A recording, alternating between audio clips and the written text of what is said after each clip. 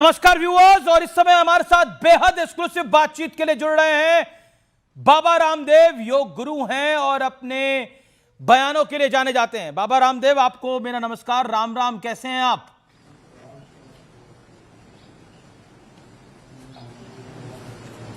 बहुत बहुत प्रणाम, राम राम, जय श्री कृष्ण, जय श्री राम। जी बाबा रामदेव, आप कहते हैं जातियों में बंटना नहीं चाहिए, लेकिन कथावाचकों को तो जाति में बांटा जा रहा है और यादव कथावाचकों की चोटी काटी जा रही है। या ये क्या हो रहा है देश में?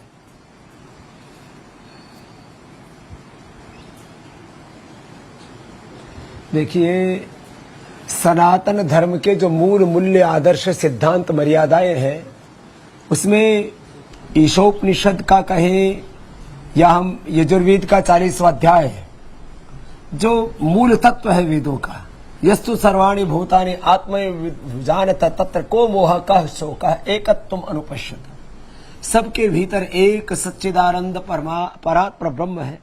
वासुदेवाः सर्वम ओम सर्वम करो इदम ब्रह्म सिया राम, मैं सब जग जाने करो प्रणाम जोड़ी जुग पाने। हमने तो सर्वत्र एक ब्रह्म का दर्शन किया है। ये जो जात पात के नाम पर ऊंच नीच भेदभाव, ये वर्ण ऊंचा, ये जाति ऊंची, ये समुदाय ऊंचा, ये नीचा, ये वैदिक दृष्टि नहीं, ये सनातन दृष्टि नहीं। और जो ऐसे जात के नाम पर ऊंच नीच भेदभाव को जो बढ़ावा दे रहे हैं, वो चाहे सो कॉल्ड साधु हो या शंकराचार्य हो या किसी भी ओहदे पर बैठे लोग हो, कुछ लोग जो है ऐसे मौकों का फायदा उठा करके अपने आप को किसी वर्ग विशेष का हमदर्द दिखलाने के लिए बहुत ही ओछी बातें करते हैं।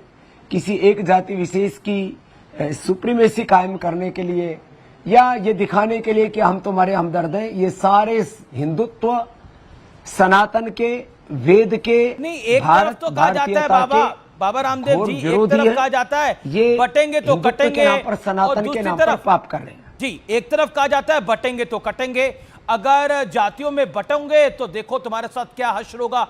और एक तरफ यहां पर जाति के नाम पर मारा जाता है, पीटा जाता है। अब आप बताइए, क्या आपको लगता नहीं है कि ये बैठे बिठाए एक मुद्दा मिल गया है पूरे देश के अंदर? अब जितने वामपंथी है वो कूद पड़े हैं। हम तो यही बात तो कहते थे, यही बात तो बाबा रामदेव को समझाते थे, लेकिन वो समझते नहीं थे।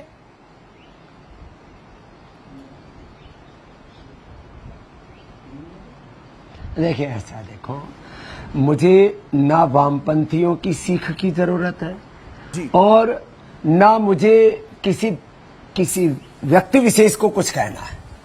लेकिन एक बात मैं पक्की कहता हूं, हमारा सनातन वैदिक धर्म सबके भीतर समानता को देखता है, एकता को देखता है। संगच्छध्वम संवदध्वम सम्मो मनांसी जानतम, श्रीमद् भगवद गीता का भी यही उपदेश है। यो माम पश्यति सर्वत्र सर्वम च मयि पश्यति तस्याहं न प्रणश्यामि सच में न प्रणश्यति। तो ये गीता की जो दृष्टि है, वेद की जो दृष्टि है, मित्रस्य चक्षुषा सर्वाणि भूतानि समीक्षन्ताम, आदमी को उसके चरित्र से, उसके गुणकर्म स्वभाव से ऊंचाई नीचा माना जाता था। और जो वेद के नाम पर भेद दृष्टि पैदा करते हैं कि ब्राह्मण मुख से, ब्राह्मण से मुख में हसित बाहुराजन्य कृता उरुत दस्य द्वैश्य पदभ्याम शूद्रो जाए, तो वो भी मूर्खता की बातें करें। जब एक परमात्मा माना कि इस अर्थ का, यद्यपि ये गुण आधारित एक 4 प्रकार की विशेषताओं की बात कही है, जिनमें ज्ञान प्रधान, शौर्य प्रधान, जिनमें व्यापार प्रधान और सेवा प्रधान, जिनके भीतर गुण कर्म स्वभाव है उनके, और ये चातुर्वर्ण्य माया सिस्टम गुण कर्म भाग से श्रीमद् भगवद गीता का भी जो उपदेश को गलत व्याख्या करते हैं, उन सब के लिए मैं एक ही बात कहना चाहता हूँ। हमारे यहाँ ब्राह्मण कुल में भी, क्षत्रिय कुल में भी, वैश्य कुल में भी, और जिनको शूद्र, आदिवासी, वनवासी, अलग अलग प्रकार के जाति वर्ग समुदायों के नाम पर कहा जाता है, सभी वर्गों में महान ऋषि मुनि देवात्मा हुए और उन सब के प्रति हमारी कृतज्ञता। लेकिन ये जो जन्म के आधार पर और जाति के आधार पर जो ऊंच नीच करने वाले हैं, ये सब नीचता करने वाले लोग हैं। ये कोई वैदिक नहीं है, ना कोई ये हिंदू है, ना कोई ब्राह्मण है, ना कोई क्षत्रिय है, ना कोई ओबीसी है, और ना कोई इधर उधर के। ये सारे लोग पापी हैं। जी। ये हिंदुत्व के नाम पर, सनातन के नाम पर कलंक है। इसलिए सबको मिलजुल करके ही रहना है। बाबा रामदेव, आप स्पष्ट बात कहने के लिए जाने जाते हैं। क्या आप इस बात से सहमत हैं जो एक पक्ष बार बार कहता है, वो कहता है यदुवंशियों को कथा करने का अधिकार नहीं है? जो भी लोग ये बात कहते हैं उनको आप क्या कहना चाहेंगे? झूठी बात है। देखो, यदुवंशियों को कथा, भगवान कृष्ण यदुवंश के गौरव हैं। यदि आप कुल वंश की दृष्टि से कहेंगे, वैसे तो हम सब भगवान राम और कृष्ण के ही वंशज हैं, ऋषि ऋषिकाओं के वंशधर हैं। तो यदुवंशियों को यदुवंशी की कथा कहने का अधिकार नहीं होगा तो किसको होगा? और जो कथा लिखी गई है वह एक मछुआरे के बेटे के द्वारा लिखी गई है, जिनको हम व्यास जी, भगवान जी कहते हैं। या दूसरी जो कथा लिखी गई है वो वाल्मीकि जी के द्वारा लिखी गई है। और बाकी भी जितने भी शास्त्र है, बहुत सारे हमारे शास्त्र नॉन ब्राह्मण लोगों के द्वारा लिखे गए। यदि आप जाति के आधार पर उनकी उस बात को करते हैं तो मैं तो इस जात पात को मानता ही नहीं। बिल्कुल, मैं तो मानता हूँ जन्म से सभी एक जैसे पैदा होते हैं। अब वो कुछ जो उदाहरण देते, मैं तो उसको भी नहीं उद्धृत करता हूँ, नहीं उद्धृत करूंगा कि जन्म ना जाते इस उद्र संस्कारा द्विज उच्यते। मैं तो कहता हूँ जन्म से सब एक जैसे पैदा होते हैं, अपने कर्म से, अपने आचरण से, अपने चरित्र से महान होते हैं। और पहले भी चाहे क्षत्रियो, महान क्षत्रियो, महान वैश्यों, किसी को महान, जिनको अलग अलग वर्ग जाति समुदाय से जो लोग आए, वो अपने चरित्र के कारण से, अपने आचरण के कारण से महान कहलाए। इसलिए अपना आचरण ठीक करो, अपना चरित्र ठीक करो, और जिसका चरित्रवान होगा उसको दुनिया मानती है, उसको दुनिया पूजती है। और ये जो ऊंच नीच फैलाने वाले लोग हैं, मैंने कहा ये सब के सब हिंदुत्व और सनातन के नाम पर, वेद के नाम पर पाप कर रहे हैं। उत्तर प्रदेश की सरकार ने शांति भंग करने वालों के खिलाफ एक कार्रवाई करी है, उनको गिरफ्तार किया है, यानी दोषियों को गिरफ्तार किया है। क्या आपको लगता है ये कार्रवाई काफी है या अभी कुछ और होना चाहिए?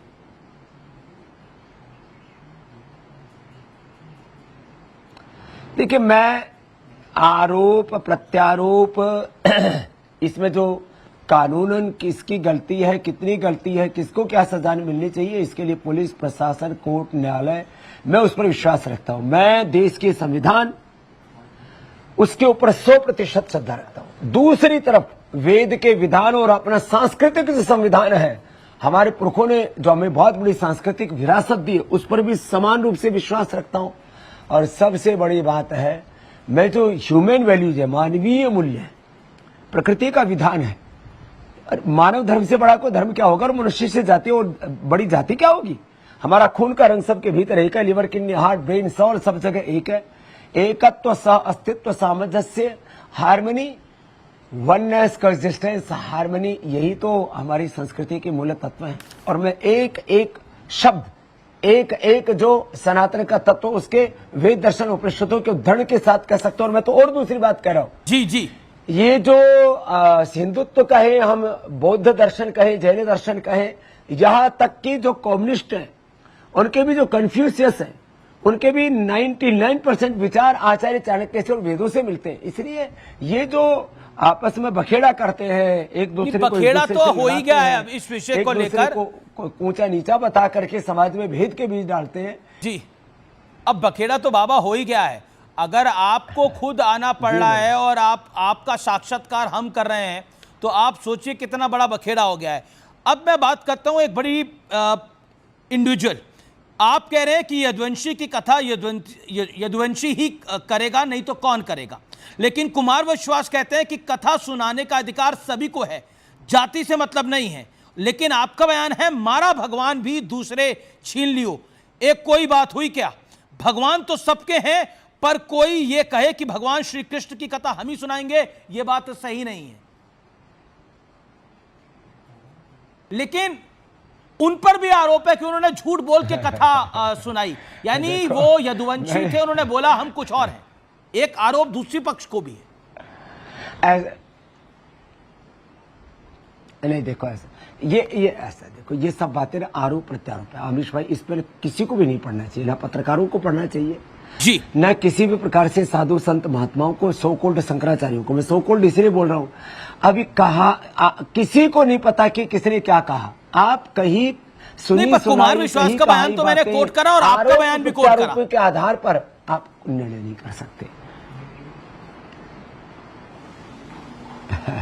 तो इसलिए मैं कह रहा हूं आपको कि ये जो आपस में किसने क्या कहा, किसने क्या किया, ये सब बातें अभी विमर्श में है, ये अभी जांच के दायरे में है, अभी कोई निष्कर्ष पर नहीं पहुंचे। जो चीज विमर्श में है, निष्कर्ष पर नहीं पहुंचे, ऐसे बातों को लेकर के किसी पर भी किसी प्रकार की टीका टिप्पणी, और मैं तो कहता हूं जो भी ओछी बात करता है किसी भी जाति वर्ग समुदाय का हो, और जाति वर्ग समुदाय कोई ऊंचा नीचा नहीं है, और जो ऊंचा नीचा कहने वाला है उससे नीच कोई हो नहीं सकता, उससे ज्यादा पापी, उससे ज्यादा अधम, उससे ज्यादा दुष्ट, उससे ज्यादा कोई असुर नहीं हो सकता। इसलिए सब ऊंच नीच, ये भेदभाव की दीवारें हमको ढानी पड़ेंगी। अरे काम अच्छे करो, देश विकसित 2047 तक ये ऊंच नीच फैला से नहीं बनेगा। 18 घंटा स्वामी रामदेव की तरह काम करो, 3 बजे से लेकर के रात को 10 बजे तक मैं भारत माता की सेवा करता हूं जी, और जी। उस पुरुषार्थ से अर्जित अर्थ को परमार्थ में लगाता हूं। 18 घंटा सेवा करो, सब मिलजुल करके रहो, भारत माता को अपनी आराध्य मानो, मनुष्य नाम की जाति को एक जाति मानो, बाकी ऊंच नीच जात पात भेदभाव ये सारा बखेड़ा बंद करो।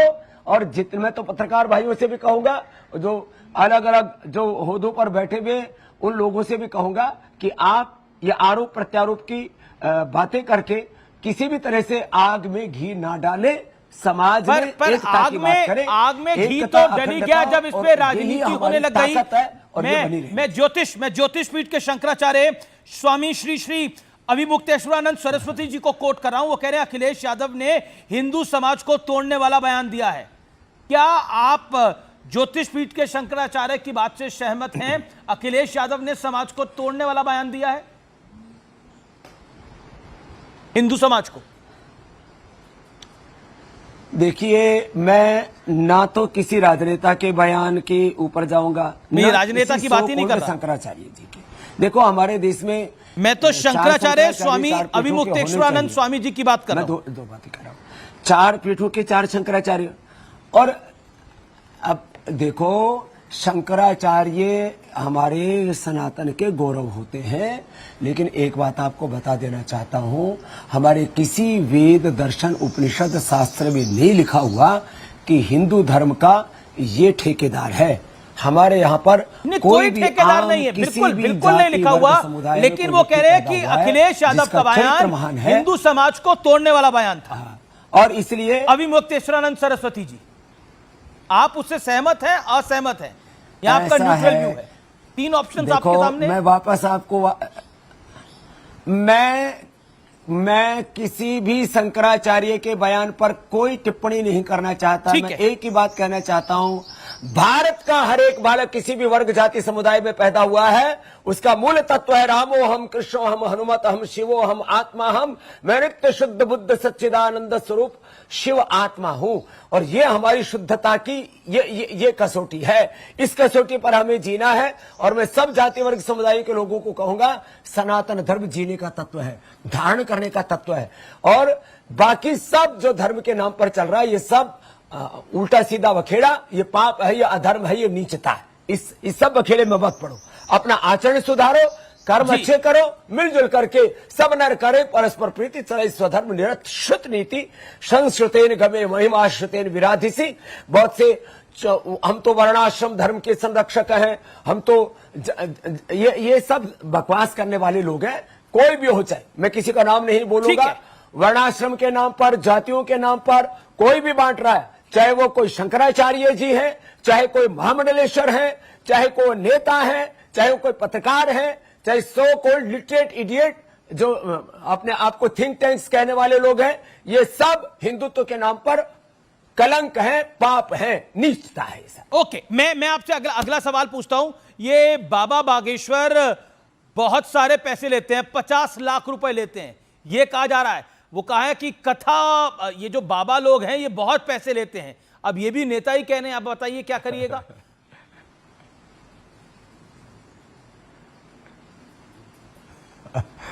ऐसा देखो, कौन कितना लेता है, कौन किसको क्या देता है, अब इसका हिसाब किताब किसके पास हो भाई, किसी के पास कोई, अब अखिलेश जी को पता है कौन ले रहा है कौन दे रहा है, देने वाले ने बोला हो, किसी लेने वाले ने बोला हो, ये सब फालतू की बातें हैं। ये सब ये 50 लाख की फिगर बाबा मैं नहीं लाया, अखिलेश जी को पता लग गया। दुनिया में आपके तो बड़े प्रिय है बाबा बागेश्वर, पैसे कितने लेते हैं कथा के, आप ही बता दीजिए अगर किसी को बुलाना हो तो।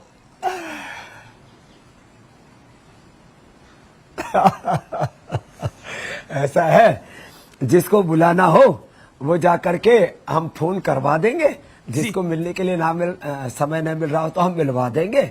और वो जो हॉस्पिटल बना रहे हैं उसमें किसी को 5 लाख देने हो, 50 लाख देने हो, 5 करोड़ देने हो, दे देना भाई, और ना देने हो तो अपना कथा सुन लेना।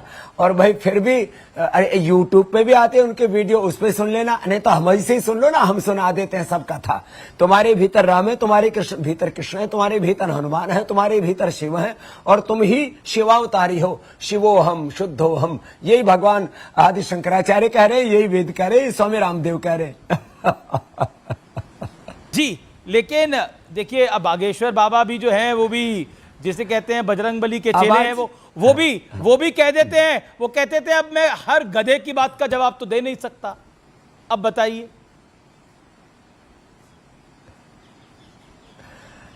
ना उन्होंने बोला किसी को भी किसी के बारे में कोई भी हल्की बात नहीं कहनी चाहिए।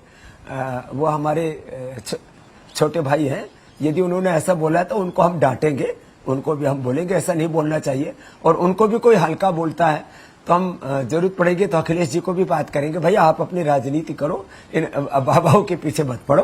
तो हर आदमी तो आप कह रहे हैं कि आप बागेश्वर बाबा और अखिलेश जी में सेटलमेंट करा देंगे, हमारा योग तो अनुशासन मतलब उनकी दोस्ती करा देंगे।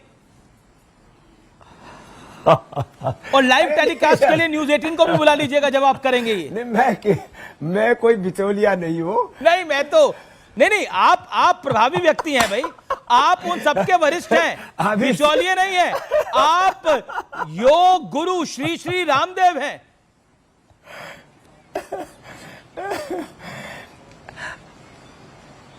मैं किसी में लड़ाई झगड़ा नहीं देखना चाहता। नहीं, सुलह की बात कर रहा हूं मैं तो लड़ाई झगड़े की बात ही नहीं कर रहा, मैं तो सुलह की बात कर रहा हूं। जिए हिंदुस्तान के लिए आपसी मतभेद हमें जीने नहीं देंगे, देश न रहा तो हम कैसे रहेंगे, सोचना है हमें हिंदुस्तान के लिए, एक है लहू का रंग पहचान के लिए, जीना है तो जिए हिंदुस्तान के लिए। तो ये एक सोच हमारे भीतर होनी चाहिए। मेरे लिए राष्ट्र धर्म, राष्ट्र प्रेम, राष्ट्र हित, मानवता का हित, मानव धर्म, ये सर्वप्रथम है।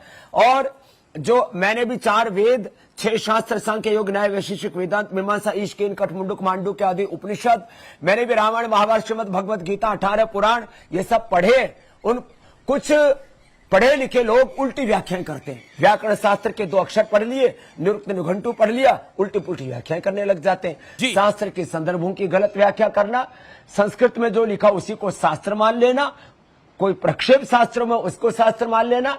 देखो, मैं धर्म का जो सार्वभौमिक, वैज्ञानिक और व्यवहारिक और पारमार्थिक स्वरूप है, परम सत्य है, उसको स्वीकार करता हूं। धर्म के नाम पर ढोंग, आडंबर, पाखंड, अंधविश्वास को मैं पाप, अधर्म और पाखंड के श्रेणी में रखता हूं, नीचता की श्रेणी। बिल्कुल। दो तीन छोटे छोटे सवाल हैं और छोटे छोटे जवाब चाहूंगा बाबा आपसे। क्या आपको लगता है 11 जुलाई से सावन का महीना शुरू हो रहा है, कांवड़ यात्रा की तैयारी चल रही है, लेकिन इसको लेकर जबरदस्त राजनीति हो रही है। समाजवादी पार्टी के वरिष्ठ नेता हैं एसटी हसन, उन्होंने कहा है कि जो लोग नाम पूछ रहे हैं, धर्म पूछ रहे हैं दुकानदारों का, वो लोग पहलगाम के आतंकियों जैसे हैं। अब बताइए।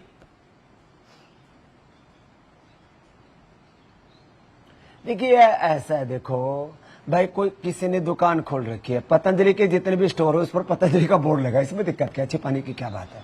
लेकिन किसी को मान लीजिए कि अपने आहार की, विचार की, उसके आध्यात्मिक, उसके अनुष्ठान की शुचिता की दृष्टि से किसी को ध्यान रखना अपने खाने पीने का, तो नाम लिखने से ये ऊंच नीच नहीं होता है।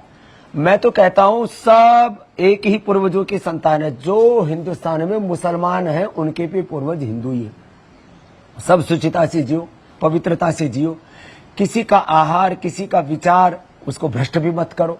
ये मुसलमानों में भी बहुत से ऐसे हैं, कहीं कोई थूक देते हैं, कहीं कोई मूत देते हैं, और ये बहुत बड़ा जो है ना एक तरह से लेकिन ये जो पहचान बताने के लिए बोला गया है उत्तर प्रदेश की सरकार ने और उत्तराखंड की सरकार ने, इसको आप जायज डिसीजन मानते हैं? शरबत जिहाद, खान पान के नाम पर जिहाद, विवाह लव जिहाद, पॉलिटिकल जिहाद, वोट जिहाद, ये मैं सब प्रकार के जिहाद का विरोधी हूं।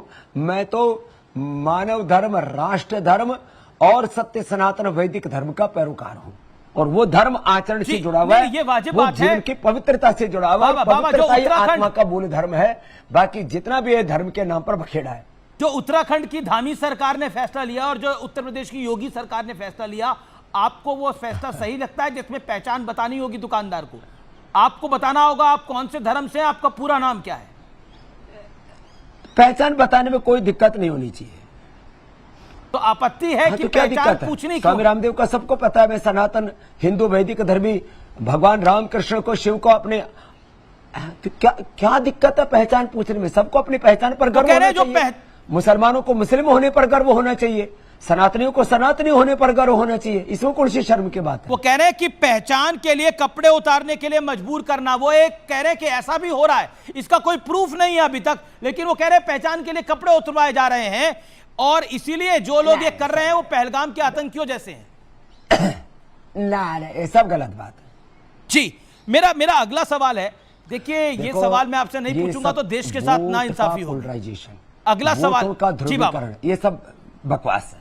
जी बाबा, मेरा अगला सवाल अगर मैं आपसे नहीं पूछूंगा तो देश के लिए ना इंसाफी होगी। मैं बात कर रहा हूं दिलजीत दोसांझ की। उसने एक पाकिस्तानी कलाकार को लिया, हानिया को, और उसको लेकर विवाद खड़ा हो गया, लेकिन वो तस से मस नहीं हो रहे। क्या आपको लगता है पाकिस्तानी एक्टर्स को हिंदुस्तान में काम करना चाहिए?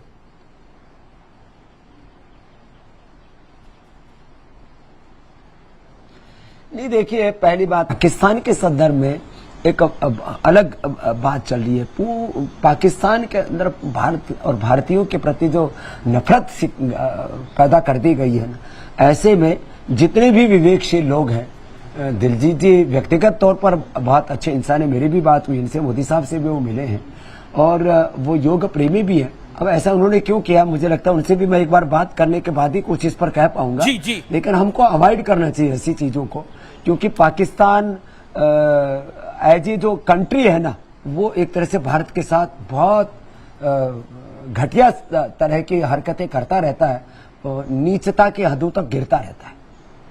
जी, मेरा अगला सवाल और आखिरी सवाल आपसे ये होगा कि आजकल लोग अपने हेल्थ को लेकर बड़ी सारी चीज़ें करते हैं। कोई उम्र को कम करने के लिए इंजेक्शन लेता है और उसके बाद उसको सडन हार्ट अटैक आ जाता है, उसकी डेथ हो जाती है।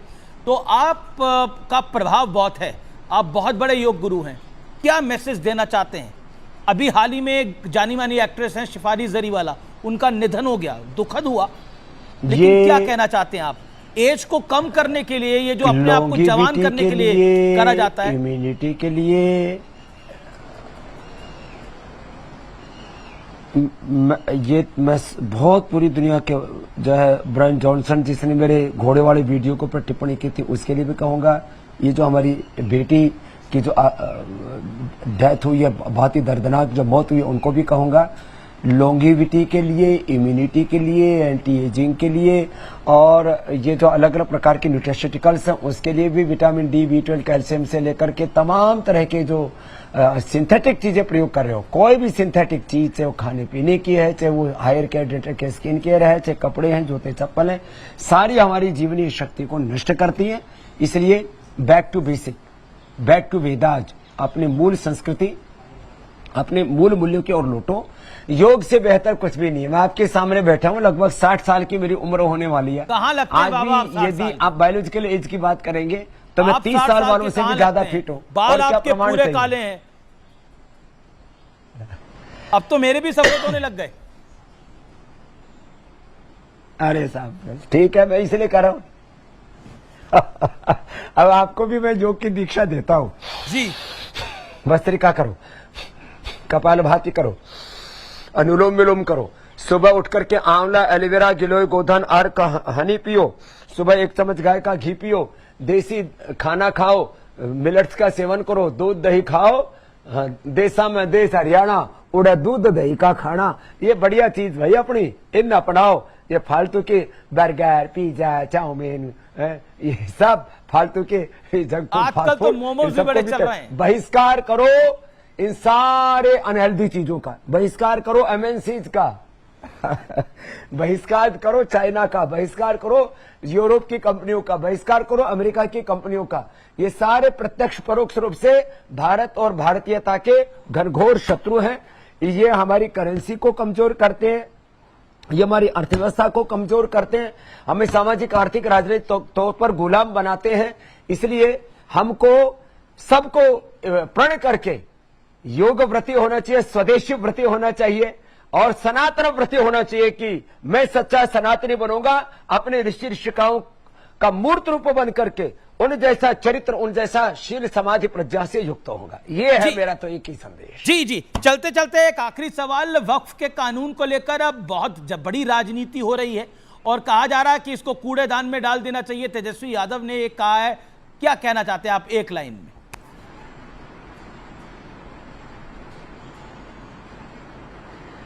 देखिए, कुछ लोग ना एकाधिकारवादी है, सामंतवादी सोच के, एक सुप्रीमेसी, कुछ ताकतवर लोग इस्लाम में, कुछ ताकतवर लोग हिंदू समाज में, अलग अलग वर्गों में, मुसलमानों में, सभी वर्गों में। मैं बस एक ही बात कहूंगा, ये एकाधिकारवादी जो सोच है कि चाहे वो वृत्तियों को लेकर के हो, प्रवृत्तियों को लेकर के हो, हमारी दिव्य वृत्ति हो, सात्विक प्रवृत्ति हो, और जितने भी एकाधिकारवादी लोग हैं और क्रीमी लेयर पर जो बैठे हुए लोग हैं, वो ओबीसी का भी हक खा रहे हैं, वो जो है दलितों का, SC ST का भी हक खा रहे, मुसलमानों का भी हक खा रहे, और वो कहीं ना कहीं हर जो दबे कुचले पिछड़े आम लोग हैं उनको दबा रहे, सता रहे। इन सब लोगों को हमें ठिकाने लगाना चाहिए। ये सब जो ताकतवर लोग हैं, कुंडली मार करके बैठे, इन जहरीले नागों को हमें मोक्ष कर देना चाहिए। चलिए बाबा, आपका बहुत बहुत शुक्रिया हमारे साथ जुड़ने के लिए। सोशल मीडिया पर किसी ने आपके लिए पूछा है कि आपसे पूछा है कि आप इस समय राहुल गांधी को कौन सा योगासन करने की सलाह देंगे? ये सवाल अभी जस्ट आया है। ये मेरे राम, आप लोग भी ना कोई तड़का लगाए बिना मानोगे नहीं। मैं सभी को कहूंगा, कम से कम भस्त्रिका, कपालभाति, अनुलोम विलोम, भ्रामरी, उद्गीत, 5 प्राणायाम, कम से कम सूर्य नमस्कार या 5 आसन, ध्यान मुद्रा, वायु मुद्रा, शून्य मुद्रा, प्रति मुद्रा, वरुण शक्ति, अपान मुद्रा, कोई भी 5 मुद्राएं सभी को करनी चाहिए। देश में पक्ष विपक्ष जी निष्पक्ष रूप से मजबूत होने चाहिए, तो ही लोकतंत्र मजबूत होगा। और लोकतंत्र में सबको सब प्रकार की स्वतंत्रता, सामाजिक, आर्थिक, धार्मिक, सब प्रकार की स्वतंत्रता और स्वाधीनता का मैं हामी हूं। बहुत बहुत शुक्रिया बाबा रामदेव आपका हमारे साथ जुड़ने के लिए। आपने हमें समय दिया और हमने थोड़ा समय आपसे ज्यादा ले लिया, इसके लिए हम आपसे क्षमा भी मांगते हैं, क्योंकि आपने जो समय दिया था, अलॉटेड टाइम था, उससे 5-7 मिनट ज्यादा ले लिया। आपका बहुत बहुत धन्यवाद हमारे साथ जुड़ने के लिए। तो ये थे बाबा रामदेव, जिनके साथ हम एक्सक्लूसिव बातचीत कर रहे थे। आप देखते रहिए देश का सबसे बड़ा न्यूज नेटवर्क न्यूज़ 18।